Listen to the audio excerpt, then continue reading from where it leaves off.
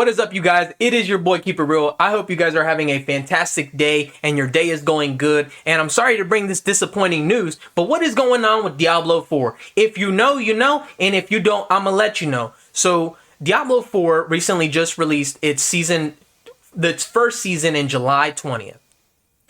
June was the launch of the game.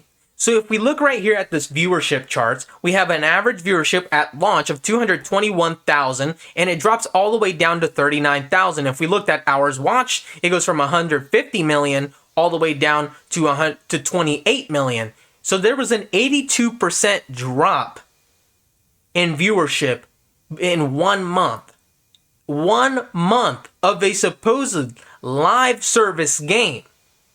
That goes to tell us that people are not enjoying the game. That tells us people are not enjoying watching the game, let alone play it.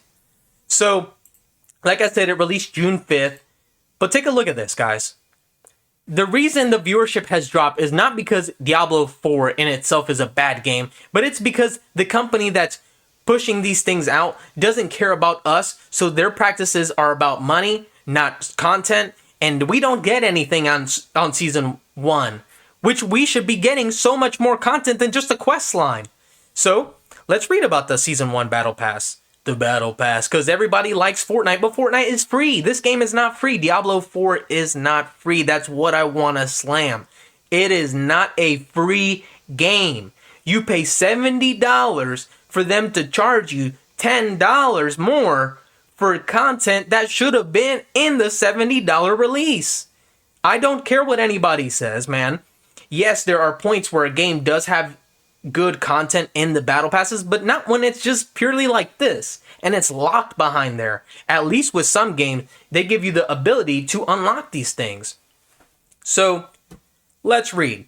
Season 1 allows players to reach 666 platinum upon completion. However, this amount, aside from its symbolic value, let's stop right there because they know exactly what they're doing. It is just a flash. Woo! You can get 666 because you're playing Diablo 4! They're trying to hide their money-hungry practices with something kind of interesting. You know, maybe somebody there does like their job. So, themes of Diablo. It fits with the themes of Diablo.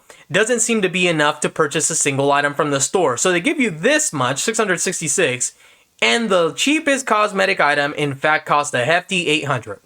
You know what this does to somebody when they grind an entire battle pass? It makes them want to spend the extra $10 so they can buy the battle pass again, or the season pass, and then get the skin. It does. Because they'll offer you an extra $200, 200 points, if you buy the 1,000 again. They'll be like, extra 200 if you purchase this one, extra 500 if you purchase this one, which motivates people to make those bigger purchases because they don't want to buy 500 extra ones if they need it. So they go ahead and pay the extra. The cheapest cosmetic, in fact, costs a hefty 800, and even those who want to use their collected currency to buy the next battle pass will be left empty-handed, as this transaction requires at least 1,000 platinum. So you complete a battle pass. Typically some games do this, like Fortnite, where you can collect enough coins or bucks to buy the next pass. And that is my whole thing. When a company literally has made it to the point where you can't even buy the pass if you complete a pass, that's when you start seeing their money-hungry practices. So they want you to basically keep purchasing over and over and over and over again until they suck your money dry. Until they get all the money they can with you, and then you start forgetting to play the game to finish out the battle passes, or you get too busy, or something else comes out. That's their hope, that you get the money, you forget to play it, and then you have to completely purchase a brand new one. 666 isn't even enough to buy the next one, so you have to cough up money if you want to keep getting the season passes. Another thing, so not only is it monetarily evil, and they don't listen to fans, and they don't care about us, this is what happens. Despite Diablo 4 being one of the biggest launches of 2023, the game's first season is off to a rocky start due to a series of changes implemented in Season 1 update that caused quite a controversy among the Diablo community. So it wasn't just the 666 battle bucks. It was not that. It's even worse. So there were a variety of tweaks players felt were necessary to improve the game. Wow, voicing people's opinion, giving their honest thoughts. Maybe a creator of a game, a publisher, should be like, ooh man, maybe we should change these things to keep those players. Maybe we should listen to them so they feel like we like them. Okay, such as giving the sorcerer class a much needed buff. Meta builds like Bone Spear, Necromancer, and Whirlwind Barbarian would see nerfs for the sake of better class balance. So they wanted the nerf for the Bone Spear, Necromancer, and Whirlwind Barbarian, and the buff to the Sorcerer. Is that hard to ask? Really? Just buff and nerf. Just take things away or make certain moves just a little weaker for some characters. Make others ones stronger, like they wanted the Sorcerer to have better defense, okay? That's not a big ask. And that doesn't take them a million days to fix. It takes them possibly 2 hours of just figuring out how it will interact with the enemies.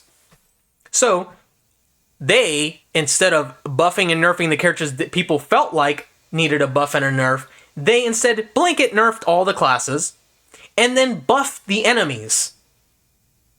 Take a look. You're weaker. The enemies are stronger. What does that typically mean when you're playing a game? That it's going to take you a lot longer to get done with the game. Am I wrong? It's going to take you a while longer to finish the game because you're struggling. So they also nerfed skill cooldown affixes and an increased 3-5 seconds for the leave dungeon ability. Wow. So you got to take a little bit more time. Those things add up. It might not seem like a lot when they say it, but it does add up. And there is no reason these things should happen. Unless they're not liking how many times people are just finishing and leaving the game. So, as a result, many players feel like the game has become more tedious and time-consuming to play, and thus creating a new seasonal Diablo 4 character seems much less appealing. Duh, it's harder. Nobody wants to play for 10 years. People just want to play for the time that they want to play and get out. There's no reason they should be experiencing different nerfs and buffs to enemies when the game was just fine. They just wanted a balancing for the classes. So it seems that this update was largely a response to many Diablo 4 players reaching max level in-game too quickly and then putting the game down until the new season started. Let's talk about this piece. Then putting the game down until the new season started. And this is what so many live action games just completely failed to do. And it's have an interactive end game. To be an interesting end game. So what they do is tell you that if you hop on the season, they'll have new maps, new quest lines, just to consume your time because some people love the game and they just want that extra content. But there is none. There's no replayability. It seems like such a drag to just simply create a new character and begin because you know it's going to take you so long. That's why the viewership has declined because the endgame is boring. Most people finished it in June and played the endgame content in June. There's no longevity. And then you have games such as Baldur's Gate, and I'm going to keep bringing it up because it's a similar type game that releases and people have already put in more hours than they have in Diablo and they still haven't experienced everything in the game. What does that tell you about the creator of the game? What does that tell you about Activision and Blizzard? That they will release a game promised so much because there was a ton of news about infinite end game possibilities to consume your time so you felt like you were getting your money's worth. Did that exist? No. And they just ran away with it. So, in the season pass, let's read about it. Season features, new questline, new power, new boss battle, new gear. Okay. So, new questline, wow. New power, whoa. New boss battle, wow. New gear. If you're going to be live service, give us more than this. Don't beat around the bush and give us one thing and then just a few little things here and there that could have already been in the game and then say that this is all new content. Beautiful. Earn free rewards. Unlock rewards by progressing through the chapters of the season journey and tiers of the free seasonal battle pass. Season journey. Season blessings. Season title. Clothing and weapon transmogs, as if we don't see that with every single battle pass. I hate it so much. Honestly, I would rather see loot boxes back in game rather than this absolute abomination that is the battle pass. For purchased games, the loot boxes worked.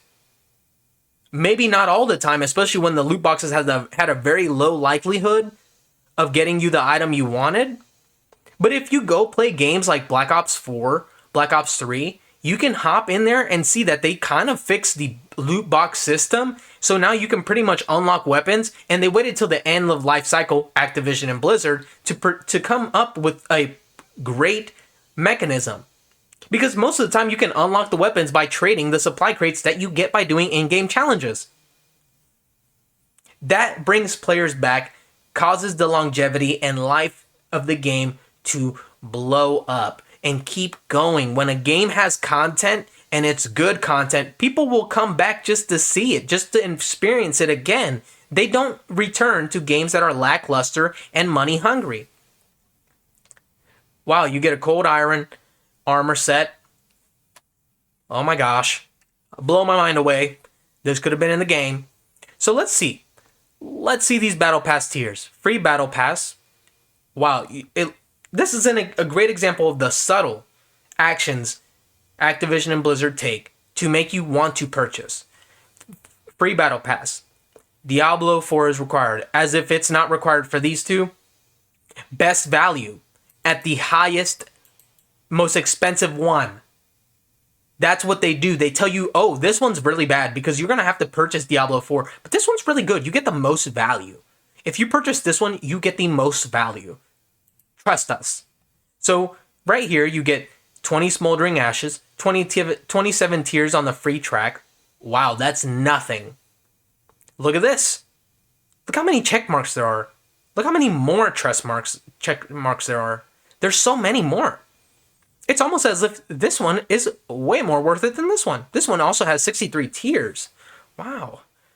And it brings the Cold Iron armor set. The free one doesn't. Warded Mustang mount. Okay.